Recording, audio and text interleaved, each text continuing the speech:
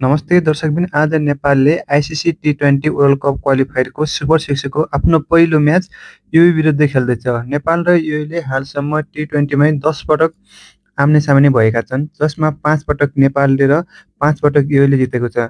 हालसम्मको record हेर्ने हो भने दुवै टोलीको अवस्था उस्तै रहेको छ। सुपर 6 को यी दुवै टोली सबैभन्दा मजबुत टोली मानिन्छ। नेपाल, युए र ओमानले ग्रुप टप गरेर सुपर 6 मा 2-2 अङ्क लिएर आएका छन्। बाँकी 3 टोली कतार, समोआ र जापानले भने 0 अङ्कका साथ सुपर 6 मा रहेका छन्।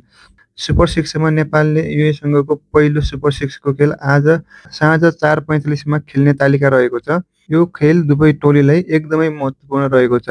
दुवै टोलीले सुपर 6 को आफ्नो पहिलो खेलमा जित निकाल्दै 2 अङ्क जोड्ने लक्ष्य राखेको छ। पछिल्लो 5 खेलमा नेपाल र युए बीच भएको टी20 खेलमा नेपालले 3 खेलमा र युएले 2 खेलमा जित निकालेको छ।